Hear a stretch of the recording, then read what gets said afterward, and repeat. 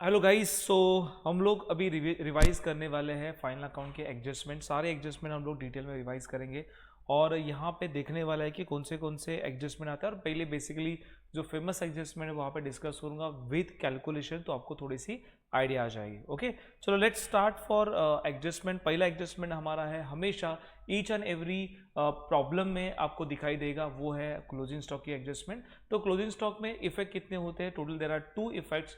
एक आता है ट्रेडिंग अकाउंट के क्रेडिट साइड में, दूसरा आता है बैलेंस शीट के असेट साइड में। याद रखना, each and every adjustment have a 2 effect. हमेशा 2 इफेक्ट आएंगे, एक तो आपका ट्रेडिंग पीएल में जाएगा, दूसरा इफेक्ट आपका बैलेंस शीट में जाएगा। ओके, चलो लेट्स स्टार्ट। चलो चेक करते हैं यहाँ पे एडजस्टमेंट। तो ये रहा आपके सामने एडजस्टमेंट। तो पहला है क्लोजिंग स्टॉक। तो क्लोजिंग स्टॉक क्या होता है? तो क्लोजिंग स्टॉक ये अनसोल्ड स्टॉक होता है। ऐसे गुड्स जो हमने सेल नहीं किए हैं तो उसको हम लोग क्लोजिंग स्टॉक कहते हैं। तो क्लोजिंग स्टॉक आपको मिलेगा एडजस्टमेंट में, और एडजस्टमेंट में हमेशा 2 इफेक्ट आपको देना है। तो क्लोजिंग स्टॉक के 2 इफेक्ट कहाँ पे आएंगे? तो ट्रेडिंग अकाउंट के क्रेडिट साइड में रहेगा और दूसरा इफेक्ट बैलेंस शीट के असेट साइड में रहेगा, राइट। तो फॉर एग्जांपल जैसे मैंने यहाँ पे इफेक्ट लिख के दिया है, okay, what is the effect? तो trading account credit side and दूसरा इफेक्ट जाएगा बैलेंस शीट के असेट साइड में।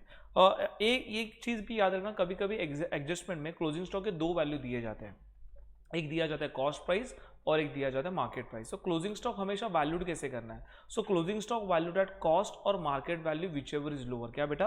Closing stock valued at cost or market value whichever is lower. जो भी लोअर अमाउंट होगा वो आपको सिलेक्ट करना है। तो यहाँ पे देखो, मैंने एक रफली एक ट्रेडिंग अकाउंट बना दिया, एक प्रॉफिट लॉस अकाउंट बना दिया है ना।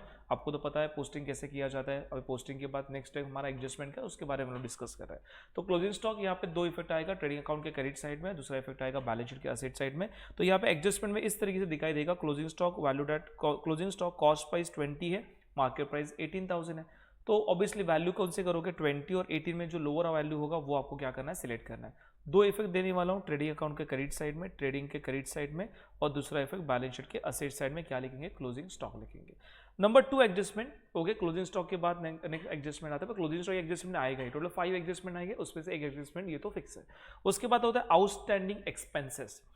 आउटस्टैंडिंग एक्सपेंस बोलो, अनपेड एक्सपेंस बोलो, या एक्सपेंस पेएबल बोलो, तीनों का मतलब क्या है? सेम है। एक्सपेंस पेएबल मतलब एक्सपेंस मुझे देना बाकी है। आउटस्टैंडिंग एक्सपेंसेस का मतलब होता है एक्सपेंस देना बाकी है, जो एक्सपेंसेस अभी तक हमने दिया नहीं, मतलब खर्चा हो तो गया है। ओके, एक तो जो एक्सपेंस है इंकर्ड होते हैं, और एक्सपेंस इंकर्ड होने के बाद एक तो पेड होते हैं, नहीं तो पेएबल होता है। एक तो आप पे करते हो या नहीं पे करते। जो पे नहीं करते तो उसको पेएबल कहा जाता है, उसको आउटस्टैंडिंग कहा जाता है। तो ये आपके लिए लायबिलिटी बन जाती है।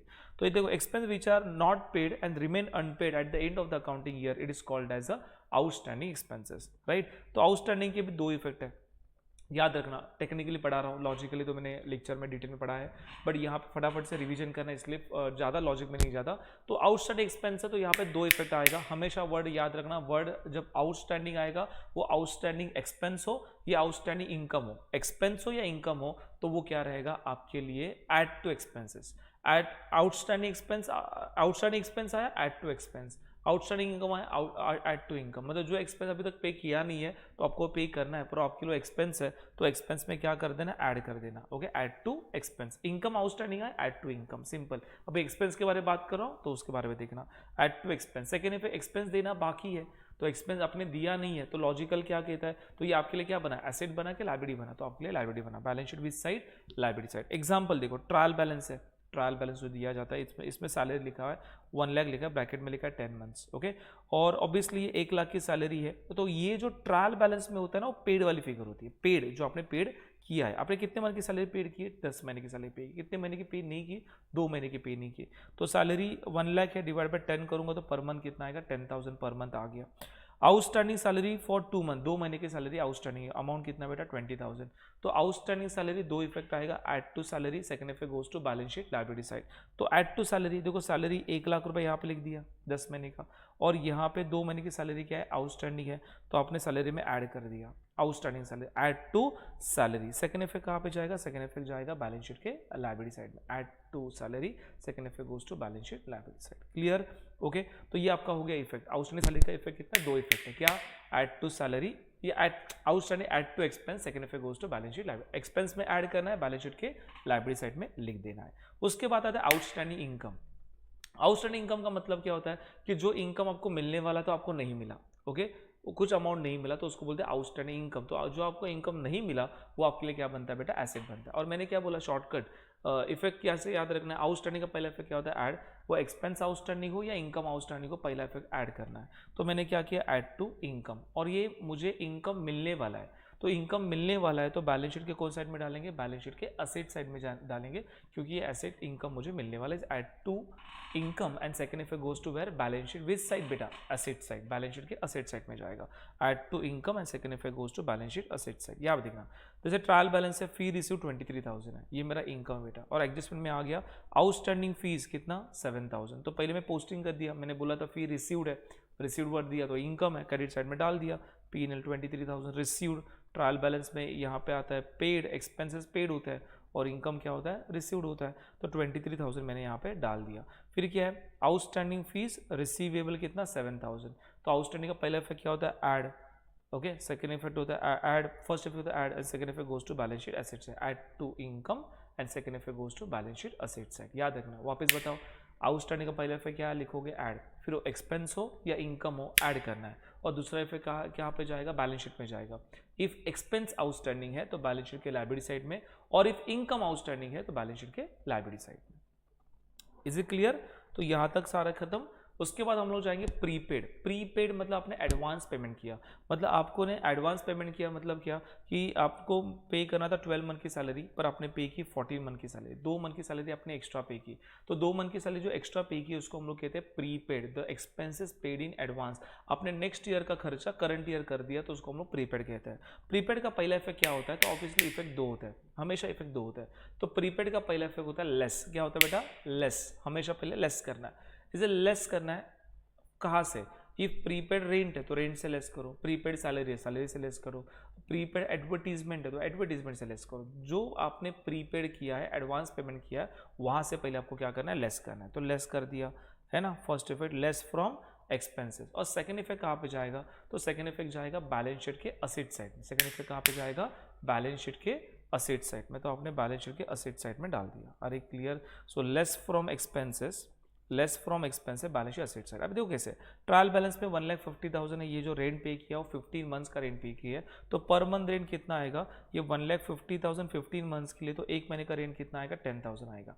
तो 15 महीने में से 12 महीने का ही आपका एक्सपेंस हो गया, अपने 3 महीने का एक्स्ट्रा पेमेंट किया है, तो उसको हम लोग कहते हैं प्रीपेड। तो प्रीपेड का पहला इफेक्ट क्या आएगा, तो प्रीपेड का पहला इफेक्ट आएगा लेस। तो देखो यहाँ पे मैंने कैलकुलेशन करके रखा हुआ है, 10,000 पर मंथ, ऐसे मल्टीप्लाई बाय 3 करोगे तो 30,000 आ रहा है। तो मैंने क्या किया, 1,50,000 यहाँ पे डाल दिया।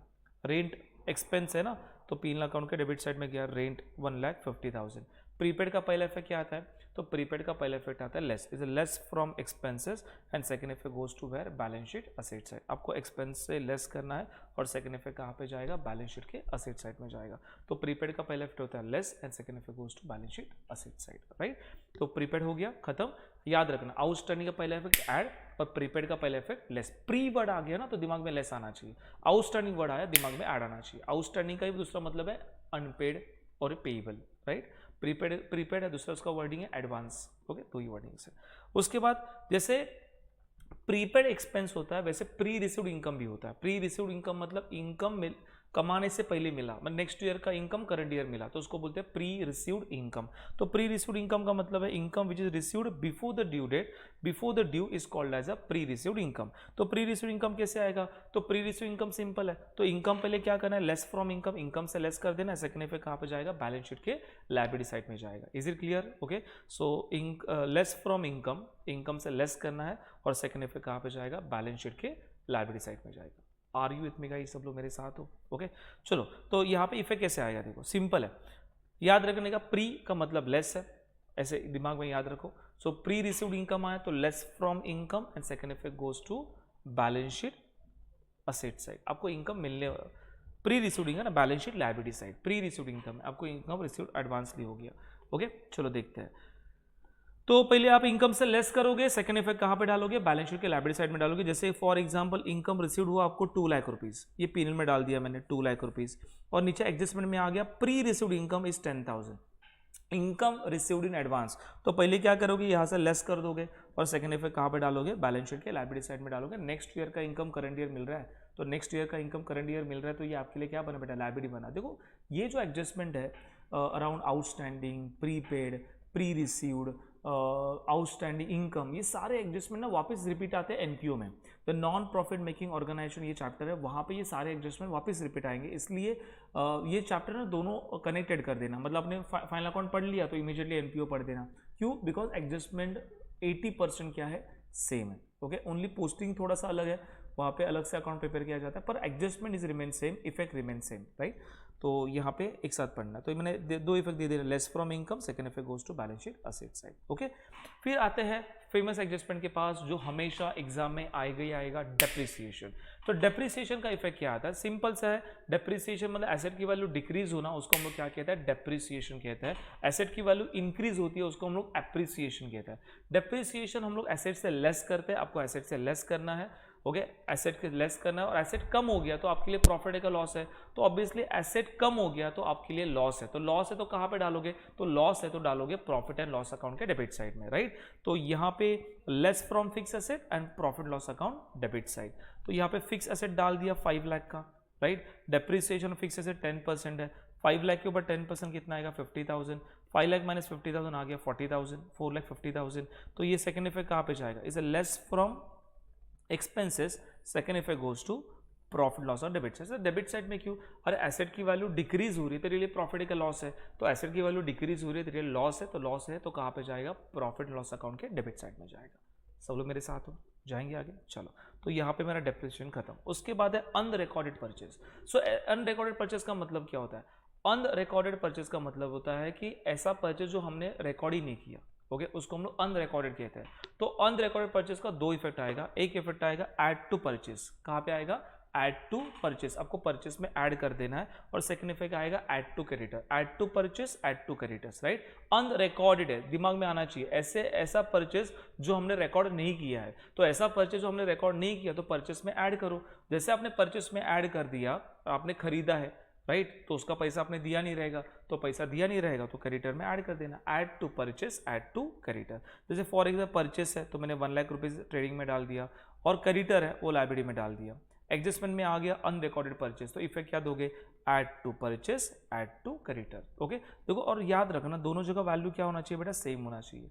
ओके, डेबिट में जितना इफेक्ट दे रहे हो उतना ही क्रेडिट में इफेक्ट देना। पहले इसमें जितने इफेक्ट आपने दिया रहेगा, यहाँ पे 20 का इफेक्ट दे रहे हो फर्स्ट, तो सेकंड इफेक्ट भी कितना का आएगा? 20 का आएगा। इफेक्ट अमाउंट में गलती मत करना, तो मिस्टेक हो सकती है।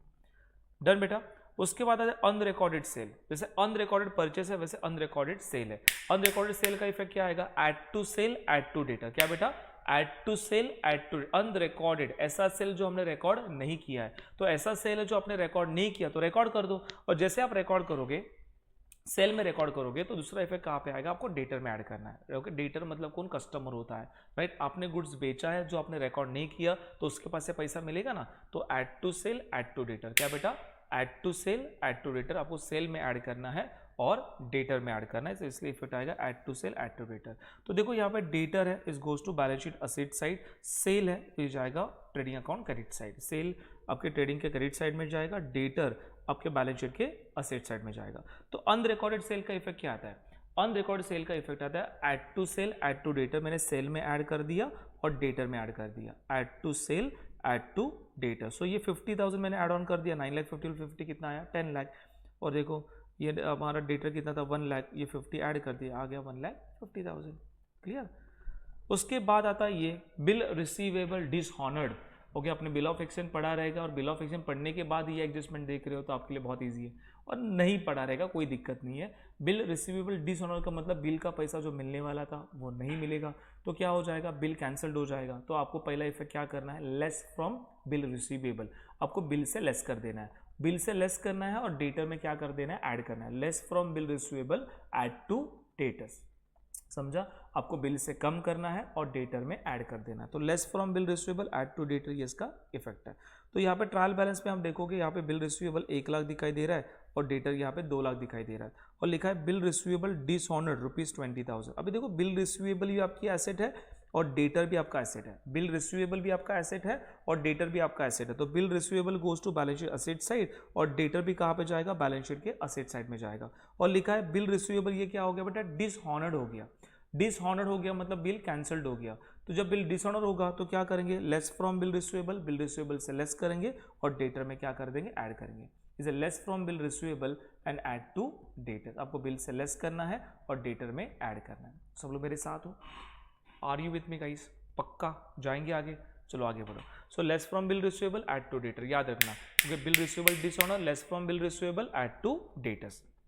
उसके बाद है बिल्स पेबल डिसऑनर हो गया, जो बिल का पैसा आप देने वाले थे वो अभी आप पैसा नहीं दोगे, तो बिल का पैसा आप देने वाले थे तो आपने पैसा नहीं दिया तो बिल कैंसिल्ड हो गया, तो less from bills payable add to creditor, less from bills payable add to creditor. तो याद रखना, ओके यहाँ पे इफेक्ट देता हूँ, okay less from bills payable add to creditor. देखो यहाँ पे क्रेडिटर्स है तो क्रेडिटर जाएगा लायबिलिटी, बिल्स पेबल है बिल्स पेबल जाएगा लायबिलिटी, तो क्रेडिटर डाला लायबिलिटी साइड में और बिल्स पेबल भी डाला लायबिलिटी साइड में, ओके तो अमाउंट डाल दिया 2 लाख 2 लाख 1 लाख 1 लाख। एडजस्टमेंट में क्या लिखा है कि बिल्स पेबल डिसऑनर हो गया तो बिल्स पेबल से लेस कर देना है और बिल्स पेबल से लेस कर देना है, यहाँ पे लेस कर दिया और सेकेंड इफेक्ट कहाँ पे ऐड करना है, क्रेडिटर्स में ऐड कर देना है। याद रखना कि समझो बिल्स पेबल डिसऑनर हो गया तो बिल्स पेबल का संबंध किसके साथ है, सो बिल्स पेबल का संबंध है क्रेडिटर के साथ,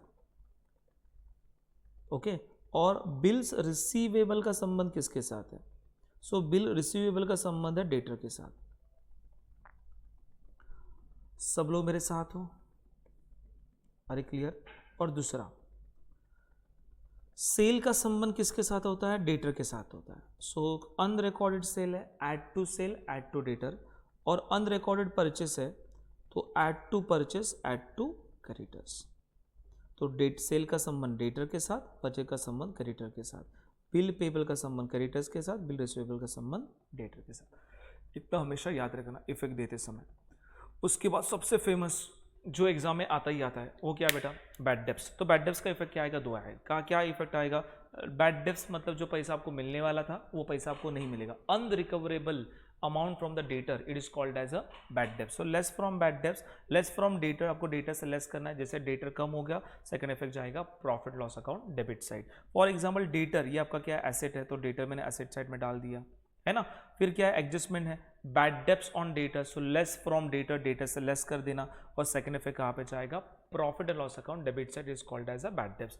आपको यहाँ से लेस करना है, सेकंड इफेक्ट आपको यहाँ पे डाल देना है, less from debtor second effect goes to profit and loss account debit side. Clear. So bad debts याद रखना, एग्जाम में डेफिनेटली आएगा ही आएगा। बैड डेब्ट्स ये किसके ऊपर होता है, बैड डेब्ट्स से डेटर्स के ऊपर होता है, डेटर से लेस करना है।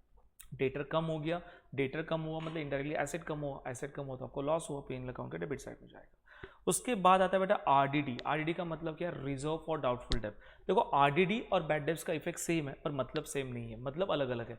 आरडीडी इज ए रिजर्व है, एस्टिमेटेड लॉसेस है, आपको लग रहा है फ्यूचर में जाके ये पैसा मुझे मिलने वाला नहीं है, इसलिए जो आप रिजर्व क्रिएट करते हो उसको हम लोग आरडीडी कहते हैं। तो यहाँ पे देखना डेटर्स, ये बैलेंस शीट के असेट साइड में चला गया, डेटर्स देखो डेटर्स बैलेंस शीट के असेट साइड में चला गया है ना। RDD on debtors effect same है बैड डेब्ट जैसा, less from debtor P account debit side. तो हम लोग क्या करेंगे, तो ये डेटर है और ये 5%। हमेशा याद रखना बैड डेब्ट्स का हमेशा ना एग्जाम में अमाउंट आता है, क्या आता है बेटा, अमाउंट। और आरडीडी का हमेशा क्या आता है बेटा, परसेंटेज आता है, क्या आता है, परसेंटेज। हमेशा याद रखना आरडीडी का हमेशा परसेंटेज आएगा क्योंकि एस्टिमेशन है ना, 5% लॉस हो सकता है, 1% लॉस हो सकता है, और बैड डेब्ट्स ही एक्चुअल है तो हमेशा उसका अमाउंट आएगा। तो आरडीडी 5% है तो 1 लाख के ऊपर 5% चार्ज किया, 5000 आ गया, 95,000 second effect goes to P account debit side. चलो मेरे साथ हो। उसके बाद है reserve for discount on debtor. Reserve for discount on debtor मतलब डेटा रिजर्व, आप रिजर्व रख रहे हो डिस्काउंट देने के लिए, फ्यूचर में आपको डेटर को डिस्काउंट देना है इसलिए आप पैसा बाजू में रख रहे हो तो उसको कहते हैं reserve for discount on debtors. तो यहाँ पे इफेक्ट सेम है, इफेक्ट सेम है, बैड डेब्ट्स का इफेक्ट, आरडीडी का effect and reserve for discount का इफेक्ट भी क्या है, सेम है। क्या, लेस फ्रॉम डेटर्स, आपको डेटर से लेस करना है, second effect goes to P account debit side. अभी डेटर का अमाउंट कितना है, 1 लाख रुपीज, और रिजर्व फॉर डिस्काउंट कितना परसेंट, 2%। रिजर्व एस्टिमेटेड है बेटा, तो डेटर अमाउंट 1 लाख रुपीज है, 1 लाख के ऊपर 2% 2000 आएगा, तो 1 लाख में से 2000 माइनस का तो कितना आएगा बेटा, 98,000 आ जाएगा। और ये so second effect goes to where, profit loss account debit side. Okay, तो बैड डेब्ट्स का इफेक्ट, आरडीडी का effect and reserve for discount का इफेक्ट क्या है, सेम है। क्या, अरे डेटर के ऊपर आ रहा है, लेस फ्रॉम डेटर, डेटर से लेस करना है, सब लेस ही करना है डेटर से, और सेकंड इफेक्ट कहाँ पे जाएगा, पी अकाउंट डेबिट साइड में ही जाएगा। ओके, बगैर सर एग्जाम में, ओके बहुत बड़ा एग्जाम्पल है, जिसमें मैंने बोला था ना कि जब आप पोस्टिंग कर रहे थे मैंने बोला बैड डेब्स का एडजस्टमेंट आएगा, तो मैं वहाँ पे बैड डेब्स वाला जो ट्रीटमेंट आएगा मैं एडजस्टमेंट डिस्कस करूँगा। वो डिस्कशन अभी चालू हो गया, बराबर से सुनना। एग्जाम में इतना सारे एडजस्टमेंट एक साथ नहीं आते हैं, पर आगे जाके आपको प्रोफेशनल करना है, आगे जाके कुछ पढ़ना है, तो ये उसके लिए बहुत ही इंपॉर्टेंट चीज़ है। तो ट्रायल बैलेंस है, और यहाँ पे डेटर है, बिल रिसीवेबल है, बैड डेब्स है, सेल्स है और आरडीडी, सारा कुछ मैंने यहाँ पे दिया है। एक ही एडजस्टमेंट पढ़ाऊंगा, पर सारे एडजस्टमेंट यहाँ पे कवर अप हो जाएंगे। जो भी डेटर रिलेटेड सारे एडजस्टमेंट है ना, वो सारी चीज़ें मैं यहाँ पे डिस्कस कर रहा हूँ एक साथ सारे। ओके चलो, तो सेल्स कहाँ पे जाएगा? तो सेल्स जाएगा ट्रेडिंग अकाउंट, मैंने ट्रेडिंग में पोस्ट कर दिया। Sales is how much, amount of sale is 1 lakh, तो सेल जो ट्रेडिंग में डाल दिया ये 1 लाख रुपीज़, सॉरी 1 लाख नहीं 10 लाख रुपीज़ है, राइट, यस सर। फिर उसके बाद डेटर कहाँ पे जाएगा? डेटर एसेट में जाएगा, तो डेटर एसेट साइड में डाल दिया मैंने 2 लाख रुपीज़, राइट। उसके बाद क्या है? बिल रिसीवेबल, बिल रिसीवेबल कहाँ पे जाएगा? एसेट में जाएगा, कितना? 30,000, तो बिल रिसीवेबल डाल दिया एसेट साइड 30,000। उसके बाद क्या है बेटा? उसके बाद यहाँ पे आप दिखाई दे रहा है बैड डेब्स है, क्या बेटा? बैड डेब्स है। जो ट्रायल बैलेंस में बैड डेब्स आता है ना बेटा, जो ट्रायल बैलेंस में बैड डेब्स आता है उसको हम लोग कहते हैं ओल्ड बैड डेब्स। क्या कहते हैं? Old bad debts. और जो आरडीडी ट्रायल बैलेंस में आता है उसको कहते हैं ओल्ड आरडीडी। याद रखना, ट्रायल बैलेंस में आ गया ओल्ड, और जो बैड डेब्स और आरडीडी जो एडजस्टमेंट में आता है उसको हम लोग कहते हैं न्यू। ओके, क्या बोला मैंने? ट्रायल बैलेंस में आएगा वो ओल्ड, और एडजस्टमेंट में आएगा उसको क्या कहेंगे? न्यू। क्लियर? सो ये जो है ओल्ड बैड डेब्स है, ये जो है ओल्ड बैड डेब्स है, और ये ओल्ड आरडीडी है, राइट। तो ये बैड डेब्स मैंने पोस्ट किया पीएनएल का और फॉर्मेट बना दिया। Okay, bad debts add new bad debts add new RDD less old RDD. मतलब क्या? ओल्ड बैड डेब्स जो पुराना हमारा लॉस है, जो करंट ईयर के लॉसेस है, ऐसे लॉस है जो फ्यूचर में आ सकते हैं, वो लॉस ऐड कर दिए, और आरडीडी उसको कहते हैं। और ऐसे रिजर्व जो लास्ट ईयर मुझे लगा था कि इस साल ये लॉस हो सकता है, उसके लिए लास्ट ईयर मैंने पैसा निकाल के रखा था, तो वो हमने यहाँ से लेस कर दिया। अरे क्लियर? इसलिए उसका फॉर्मेट ऐसे है, बैड डेब्स करंट ईयर का loss, new bad debts current year के और losses, okay, add new RDD जो फ्यूचर में लॉसेस आ सकते हैं, less old RDD. Old RDD का मतलब होता है जो फ्यूचर में पास्ट ईयर में जो लॉसेस हुए थे वो। तो bad debts add new bad debts add new RDD less old RDD. सब लोग मेरे साथ हो? तो इस तरीके से मैंने यहाँ पे पोस्टिंग कर दिया है, राइट। तो यहाँ पे बैड डेब्स जो है यहाँ पे मैंने पोस्ट कर दिया। मैंने क्या बोला? जो ट्रायल बैलेंस में होता है ओल्ड होता है, तो ओल्ड आरडीडी मैंने यहाँ पे लिख दिया। ओके, उसके बाद है ओल्ड आरडीडी, तो ओल्ड बैड डेब्स लिख दिया, ओल्ड आरडीडी यहाँ पे लेस कर दिया। और सिंपल सी बात है बेटा, क्रेडिट का आइटम है बेटा, और जब क्रेडिट का आइटम डेबिट में आता है तो भी क्या होता है? लेस होता है, इसलिए वो लेस होता है, लेस ओल्ड आरडीडी। ओके, यहाँ तक पोस्टिंग डन। मैंने यहाँ पे ट्रायल बैलेंस की पोस्टिंग की है, डेटर एसेट में डाला, ओके, बिल रिसीवेबल एसेट में डाल दिया, बैड डेब्स जो है वो मैंने पीएनएल में डाल दिया, आरडीडी जो है बैड डेब्स से लेस कर दिया, सेल जो है वो मैंने ट्रेडिंग अकाउंट में डाल दिया। अरे क्लियर? तो मैंने सारे पोस्टिंग यहाँ पे कर दी है। अभी जाता हूँ एडजस्टमेंट के पास। पहला एडजस्टमेंट है अनरिकॉर्डेड सेल। बोलो फटाफट से। तो मैंने क्या बोला? सेल का संबंध डेटर के साथ है, तो अनरिकॉर्डेड सेल, ऐसा सेल जो रिकॉर्ड नहीं किया तो रिकॉर्ड कर दो। ऐड टू सेल, मैंने सेल में ऐड कर दिया, ऐड टू सेल, तो ये आपका ऐड टू सेल मैंने सेल में ऐड कर दिया है ना। 20,000 आपका सेल कितना बना? Outer column 10,20,000, add to sale, add to debtors. तो हमेशा याद रखने का आपकी ना सीक्वेंस क्या होने वाली है, एडजस्टमेंट की सीक्वेंस क्या होगी, यही बच्चों को समझ में नहीं आता। जब बैड डेब्स का एडजस्टमेंट आएगा तो उसमें सीक्वेंस क्या होने वाले, पहले सारे फिगर सारे एडजस्टमेंट कर लो। ओनली याद रखना आरडीडी की एडजस्टमेंट ये हमेशा एंड में करना है, आरडी की एडजस्टमेंट हमेशा एंड में करना है। रिजर्व फॉर डिस्काउंट की एडजस्टमेंट भी आपको एंड में करना है। मतलब सीक्वेंस क्या रहेगा? आप अनरिकॉर्डेड सेल करो, बिल अनरिकॉर्डेड सेल करो, या बिल्स रिसीवेबल डिसऑनर करो, वो एडजस्टमेंट ऊपर नीचे चलेगा, कोई दिक्कत नहीं है। बैड डेब्स करो, उसके बाद आरडीडी करना, उसके बाद रिजर्व फॉर, लास्ट में reserve for discount on debtor, उसके पहले आरडीडी, उसके पहले आप कुछ भी करो, कोई भी दिक्कत नहीं है। बिकॉज देखो ना, अनरिकॉर्डेड सेल में अमाउंट होता है, बिल रिसीवेबल डिस्काउंट में अमाउंट होता है, बैड डेब्स में अमाउंट होता है, आरडीडी में परसेंटेज होता है, और रिजर्व फॉर डिस्काउंट के लिए परसेंटेज होता है। तो ये परसेंटेज वाले है ना, वो गेम चेंजर होता है, तो ये हमेशा आपको एंड में रखना है। ये 3 एडजस्टमेंट आप ऊपर नीचे करो, कोई दिक्कत नहीं है। सीक्वेंस भी यहाँ पे मैंने लिख के दिया है, वही सीक्वेंस भी आप फॉलो करोगे तो भी चलने वाला है। क्या देखो, अनरिकॉर्डेड सेल 20,000 ऐड कर दिया, ओके। उसके बाद कौन सा? बिल रिसीवेबल क्या हो गया? डिसऑनर हो गया, तो लेस फ्रॉम बिल रिसीवेबल, मैंने बिल रिसीवेबल से लेस किया और यहाँ पे डेटर में ऐड कर दिया। क्लियर? आ गया 2,30,000। Add to sale, add to debtors. उसके बाद क्या बेटा? बैड डेब्स है, तो लेस फ्रॉम डेटर्स, डेटर से लेस कर दिया, less from debtor. Second effect कहाँ पे जाएगा? सेकेंड इफेक्ट जाएगा हमारे profit and loss account debit side, okay, is a new bad debts. Less from debtor, और P N account debit side. और पहला पुराना बैड डेब्ट्स था, ये नया बैड डेब्ट्स है, ऐड कर दिया। लेस फ्रॉम डेटर्स यहाँ पे हो गया। आगे बोलो। उसके बाद देखो आरडीडी है, आरडीडी ऑन डेटर्स है, तो लेस फ्रॉम डेटर्स 2,20,000 के ऊपर 10% 22,000 आ गया। सेकेंड इफेक्ट आ गया profit and loss account debit side. It is a new RDD, it is 22,000। Okay, उसके बाद है reserve for discount on data, कितना परसेंट है? 5% है। तो देखो 10% इसके ऊपर निकाला बेटा, 2,20,000 के ऊपर 10% 22,000 निकाला। तो बच्चे बोल रहे थे अभी कैसे करने का, तो ये 2,20,000 के ऊपर 10%, एक जीरो को कम करो ना, ये जीरो कम हो गया, 22,000 आ गया। तो 2,22,000 में से 22,000 माइनस किया तो कितना आ गया? 1,98,000। उसके बाद reserve for discount on debtors कितना परसेंट है? तो reserve for discount on debtor 5% है, तो 1,98,000 के ऊपर 5% कितना है? 9,900। Second effect goes to P account debit से, reserve for discount on debtor 9,900, तो ये लेस किया, second effect goes to P account debit side, right. तो आप देखो सीक्वेंस में पहले अनरिकॉर्डेड सेल किया, फिर बिल रिसीवेबल किया, बैड डेब्ट्स किया, तो यहाँ पे अमाउंट दिया है, तो अमाउंट दिया तो आप ऊपर नीचे कोई करो आंसर, तो यहाँ पे ये सेम आएगा। पर ओके, उसके बाद बैड डेब्ट्स के बाद आपको आरडी यूज करना, आरडी के बाद रिजर्व फॉर डिस्काउंट करना, तो 1,98,000 की और 5% इज 9,900। अरे क्लियर? ओके, तो ये सारे एडजस्टमेंट आपको याद रखना है। Unrecorded sale, add to debtor, bill receivable dishonour, less from bill receivable, add to debtor, bad debts less from debtor, P account debit side, मतलब आपको बैड डेब्ट्स में ऐड कर देना है। RDD less from debtor, P account debit side, again bad debts में क्या कर देना है? ऐड कर देना है। Reserve for discount debtor less from debtors and P account debit side, ये इसमें ऐड मत करना बिकॉज ये बैड डेब्ट्स का ट्रीटमेंट है और ये डिस्काउंट, ये दो अलग अलग चीज़ें हैं। और याद रखना सीक्वेंस क्या रहेगा, पहले अनरिकॉर्डेड सेल करो, फिर बिल रिसीवेबल करो, फिर बैड डेब्ट्स करो, फिर आरडीडी करो, फिर रिजर्व फॉर डिस्काउंट करो। ये सीक्वेंस को हमेशा आपको याद रखना है। Clear? So we go for the next part. तो ये हमारा सारे एडजस्टमेंट, ये प्रैक्टिस सम मैंने करवाए थे। ओके, तो मैं आगे बढ़ रहा हूँ। ओके, आगे आता हूँ reserve for discount on creditors. Reserve for discount on creditor, जो क्रेडिटर है जिसको पैसा हम लोग को देना है, तो वो हम लोग को डिस्काउंट देगा। ओके, ऐसे हम लोग को लग रहा है, तो उसका हम लोग रिजर्व क्रिएट करेंगे। तो क्रेडिटर मुझे डिस्काउंट देगा, तो मेरे लिए क्या बनेगा बेटा? इनकम बनेगा। मेरे लिए क्या बनेगा? Income.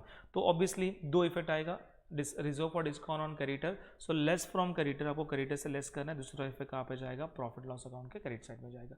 Less from creditors and P account credit side. Clear? तो ये इफेक्ट आपको याद रखना है।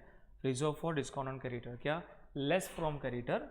जैसे reserve for discount on debtor था, तो आपने लेस फ्रॉम डेटर कर दिया। ये reserve for discount on creditor है, तो लेस फ्रॉम क्रेडिटर कर देना। और क्रेडिटर कम हो गया मतलब क्या कम हुआ बेटा? क्रेडिटर कम हुआ मतलब लायबिलिटी कम हुआ, और लायबिलिटी कम हुआ तो आपके लिए क्या हो गया? एक्सपेंस हो गया, तो इनकम हो गया। तो अब इसलिए इनकम हो गया, इनकम हो गया तो कहाँ पे जाएगा? प्रॉफिट लॉस अकाउंट के क्रेडिट साइड में जाएगा। लॉजिकली सोचने का तो आपको बराबर से समझ में आ जाएगा। क्लियर? ओके, सो हम लोग अभी आगे बढ़ते हैं। Good distribution, distribute free sample, सारे गुड्स वाले एडजस्टमेंट। ये भी सारे एडजस्टमेंट बहुत इजी है और सारे एक एडजस्टमेंट दूसरे एडजस्टमेंट के साथ कनेक्टेड है। मतलब एक समझ में आ गया तो आगे के 3-4 एडजस्टमेंट आपको आराम से समझ में आएंगे। Good distribute as a free sample का मतलब क्या होता है? फ्री सैंपलिंग किया मैंने, मैं फ्री में गुड डिस्ट्रीब्यूट कर रहा हूँ, तो गुड्स मेरे पास आ रहा है कि जा रहा है बेटा? जा रहा है। तो गुड्स कहाँ पे होते हैं? गुड्स आते हैं ट्रेडिंग अकाउंट में। तो गुड्स में दो साइड, ट्रेडिंग अकाउंट में दो साइड होते हैं, trading debit side and credit side, है ना। तो सेल लिखते हो तो सेल कहाँ पे लिखते हो? क्रेडिट साइड में लिखते हो। गुड्स आपका जा रहा है ना। तो उसी तरीके से इसका इफेक्ट कैसे आएगा? ट्रेडिंग अकाउंट के कौन साइड में लिखना है? क्रेडिट साइड में लिखना है। कहाँ पे लिखना है? Trading account credit side. Goods आपका जा रहा है, और गुड जा रहा है, ये आपके लिए क्या है? प्रॉफिट है का लॉस है, तो ये आपके लिए लॉस है, प्रॉफिट लॉस अकाउंट के डेबिट साइड में जाएगा।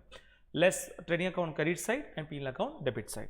Okay, good distribute as a free sample, trading account के क्रेडिट साइड में और पी के डेबिट साइड में। डेबिट साइड में क्यों? बिकॉज आप फ्री में दे रहे हो, फ्री में सैंपलिंग कर रहे हो, तो आपको कुछ मिल रहा नहीं है, पर आपकी क्या हो रही है बेटा? एडवर्टीजमेंट हो रही है। ओके, दूसरा goods loss by fire and goods loss by theft.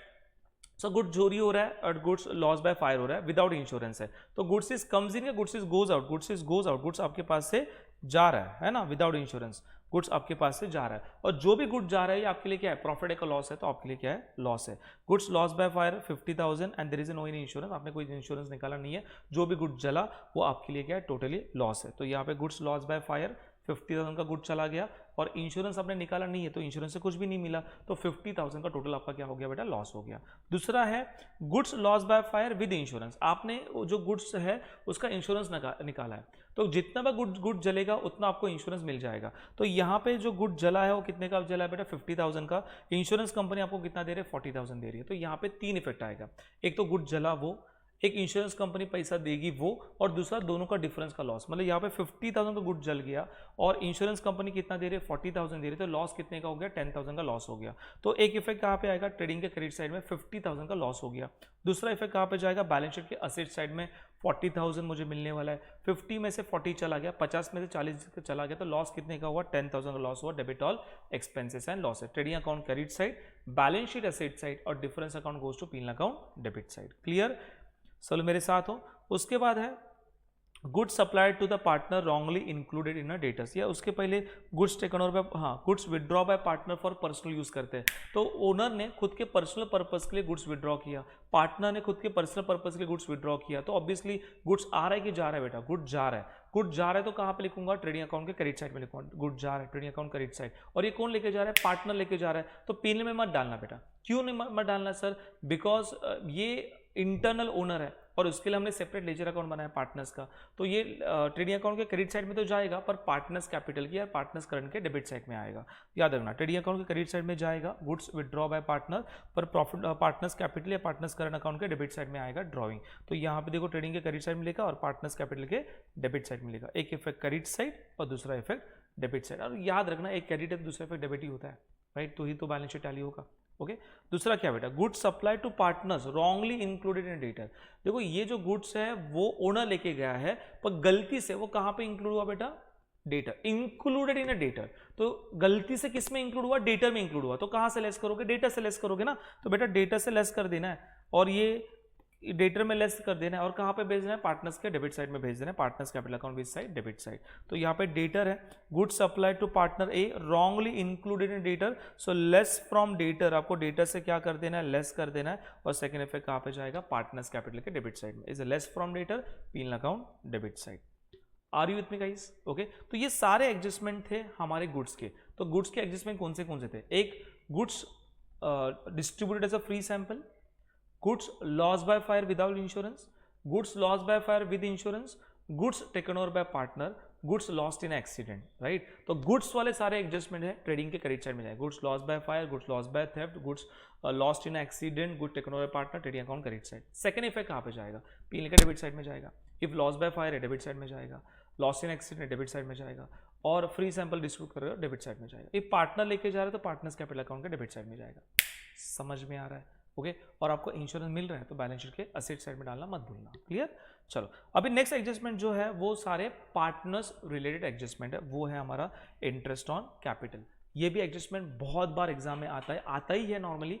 Interest on capital, तो हमेशा याद रखना इंटरेस्ट ऑन कैपिटल किसके ऊपर चार्ज किया जाता है, इंटरेस्ट ऑन कैपिटल निकाला जाता है हमारे ओपनिंग कैपिटल के ऊपर। ओके, अभी कौन किसको इंटरेस्ट दे रहा है बेटा, पार्टनरशिप फॉर्म पार्टनर को इंटरेस्ट दे रहा है। कौन दे रहा है बेटा, पार्टनरशिप फॉर्म पार्टनर को इंटरेस्ट दे रहा है। तो पार्टनरशिप फॉर्म जो समझो पार्टनर को इंटरेस्ट दे रहा है, तो पार्टनरशिप फॉर्म के लिए वो क्या हो गया बेटा, एक्सपेंस हो गया।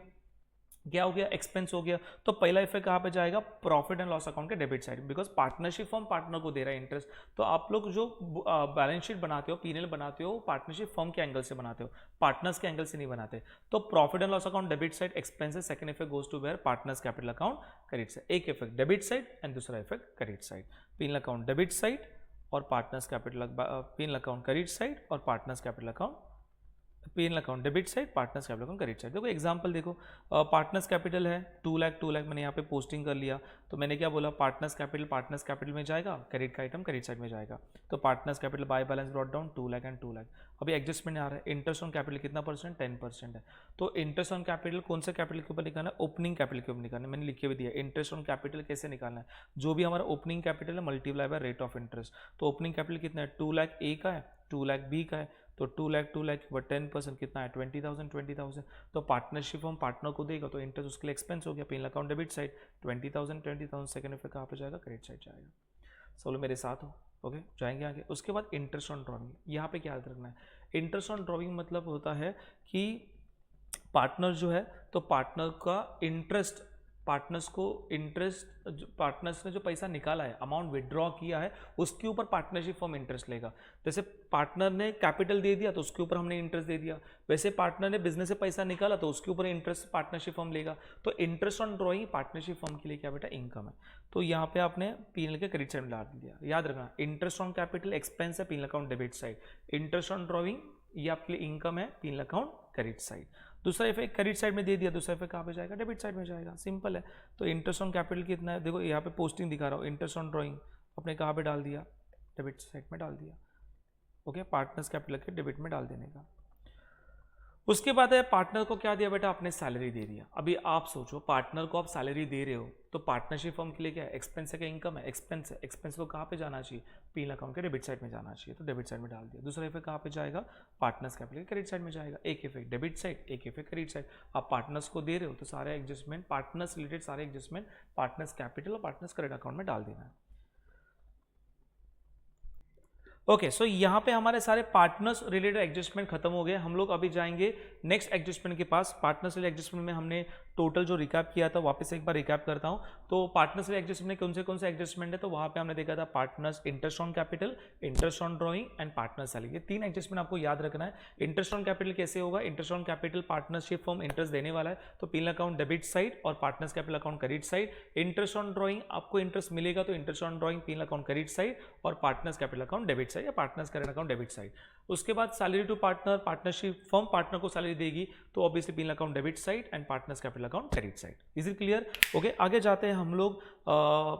एसेट एक्सपेंस में इंक्लूड है और एक्सपेंस एसेट में इंक्लूड है। फॉर एग्जांपल आपका जो एसेट है वो एक्सपेंस में इंक्लूड है तो क्या करेंगे, तो एसेट एक्सपेंस में इंक्लूड है तो लेस फ्रॉम एक्सपेंसेस, आप एक्सपेंस से लेस करोगे एसेट में ऐड कर दोगे तो 2 इफेक्ट आएगा, लेस फ्रॉम एक्सपेंसेस और बैलेंस शीट एसेट साइड। याद रखना उसमें लिख के आएगा किस में इंक्लूड है। समझे, फॉर एग्जांपल जैसे मैंने यहाँ पे एग्जांपल लिख के दिया था कि वेजेस पेड फॉर, वेजेस हमने पे किया है मशीनरी इंस्टॉल करने के लिए, तो जो वेजेस आप पे करोगे मशीनरी इंस्टॉल करने के लिए मशीनरी में ऐड होना चाहिए। वो गलती से कहां पे लिखा मैंने, वेजेस में लिखा, इंक्लूडेड इन अ वेजेस, तो लेस फ्रॉम वेजेस, वेजेस से ऐड करो और मशीनरी में जोड़ दो। उसके बाद एक्सपेंस जो है वो एसेट में इंक्लूड है। क्या बेटा, एक्सपेंस एसेट में इंक्लूड है। समझो एक्सपेंस आपका एसेट में इंक्लूड है तो लेस फ्रॉम एक्सपेंसेस, आप एक्सपेंस से क्या कर दो बेटा, लेस कर दो। ओके, आपकी जो एसेट एक्सपेंस जो किस में इंक्लूड है बेटा, एसेट में इंक्लूड है तो एसेट से लेस करो और कहाँ पे ऐड करो, एक्सपेंस में ऐड करो। जैसे लिखा है लेस फ्रॉम एसेट और ऐड टू एक्सपेंसेस। जैसे परचेज 2 लाख का है, मशीनरी 5 लाख का है तो परचेज गया ट्रेडिंग अकाउंट में और मशीनरी गया एसेट साइड में। एडजस्ट में लिखा है purchase of goods 1 lakh wrongly included in machinery, machinery में रॉन्गली इंक्लूड है तो क्या करेंगे, मशीनरी से लेस, इंक्लूडेड इन मशीनरी तो लेस फ्रॉम मशीनरी, मशीनरी से लेस कर देना। और जैसे आप मशीनरी से लेस करोगे कहाँ पे ऐड करोगे, परचेस में ऐड करोगे तो less from machinery add to purchase. Is it clear? Okay, और लास्ट एडजस्टमेंट जो एक्सप्रेस एडजस्टमेंट है जो आपके एडजस्टमेंट में लिख के आता है उसके बारे में डिस्कस कर रहा हूं। When goodwill and shop fitting expense, goodwill shop fitting expense और पेटेंट इज रिटर्न ऑफ, ये सारे इनटेंजिबल एसेट्स है तो पेटेंट गुडविल ट्रेडमार्क ये रिटर्न ऑफ हो रहा है, रिटर्न ऑफ हो रहा है मतलब निकाल दे रहे हो। सिंपल सी बात है, आप गुडविल पेटेंट ट्रेडमार्क ये क्या है बेटा, ये इनटेंजिबल एसेट्स है और एसेट यहाँ पे निकाल दे रहे तो आपके लिए क्या होगा, प्रॉफिट होगा कि लॉस होगा, डेफिनेट लॉस होगा। एसेट कम हो गया तो लॉस होगा ना बेटा, और रिटर्न ऑफ करें निकाल दे रहे हो तो एसेट से लेस होगा तो less from goodwill, less from patents and less from shop fitting expenses. Second effect कहाँ पे जाएगा, सेकंड इफेक्ट जाएगा प्रॉफिट एंड लॉस अकाउंट के डेबिट साइड में। सेकंड इफेक्ट कहाँ पे जाएगा, प्रॉफिट लॉस अकाउंट के डेबिट साइड में। Is it clear? सब लोग मेरे साथ हो, हेलो यस और नो, जाएंगे आगे। Okay, very good. तो यहाँ पे सारे मेरे एडजस्टमेंट 24 एडजस्टमेंट यहाँ पे मैंने डिस्कस किए हैं। इसमें मैंने अभी तक हिडन एडजस्टमेंट डिस्कस नहीं किया है तो हिडन एडजस्टमेंट के लिए नेक्स्ट वीडियो आपको देखना है क्योंकि वीडियो बहुत बड़ा हो जाएगा। नेक्स्ट वीडियो आपको देखना है हिडन एडजस्टमेंट वाला, वहाँ पे सारे हिडन एडजस्टमेंट मैं आपके साथ डिस्कस करूंगा। आपको तो पता ही है कि फाइनल अकाउंट सॉल्व करने के लिए ट्रेडिंग एडजस्टमेंट ही बहुत इंपॉर्टेंट पैरामीटर्स होता है तो सारे 24 एडजस्टमेंट 1 to 1 एडजस्टमेंट एक बार याद करना, कौन सा एडजस्टमेंट कहाँ पे जाएगा, कैलकुलेशन सही करना। बच्चे एडजस्टमेंट बराबर करते हैं, मिस्टेक कहाँ पे करते हैं, मिस्टेक करते हैं नॉर्मली कैलकुलेशन में। तो गलती से भी कैलकुलेशन मिस्टेक मत करना क्योंकि कैलकुलेशन आपने मिस्टेक कर दी तो पूरा सम का मार्क्स, पूरा सम मतलब आपका वेटेज जो आपको आउट ऑफ मिलना होता है वो कम हो जाता है। ओके, तो यहाँ पे मैंने पूरे एडजस्टमेंट कवर किया। नेक्स्ट लेक्चर में, नेक्स्ट वीडियो में इसके आगे वाला पार्ट डिस्कस करने वाला हूँ। ये सारे वीडियोस आपको एक साथ देखने हैं तो आपको क्या करना है, हर्ष ट्यूटोरियल का ऐप डाउनलोड करना है। डिस्क्रिप्शन में मैंने यहाँ पे लिंक दिया हुआ है उस ऐप का, उस लिंक के ऊपर क्लिक करके आप वो डाउनलोड करो। दोनों लिंक दिया है एंड्रॉयड और ऐप स्टोर का, तो वहाँ से आप डाउनलोड कर देना। वहाँ पे मैंने कोड भी लिख के दिया है, लिखा हुआ है, वो बैच कोड को आप वहाँ पे डाल दो और बैच कोड में डालने के बाद ऑटोमेटिकली उस बैच में ऐड हो जाओगे और ये सारे वीडियोस आपको एक जगह पे दिखाई देगा। उससे रिवीजन करने के लिए आपको कभी भी चाहिए तो आप रिवाइज कर सकते हो लास्ट नेक्स्ट 2-3 मंथ्स में, राइट। जब भी आपको टॉपिक रिवाइज करना है ये देखना, फिर टॉपिक को आप रिवाइज कर सकते हो, राइट। तो फिलहाल मैं यहाँ पे स्टॉप करता हूँ, मिलते हैं हम लोग नेक्स्ट सेशन में, नेक्स्ट लेक्चर में। तब तक के लिए थैंक यू सो मच।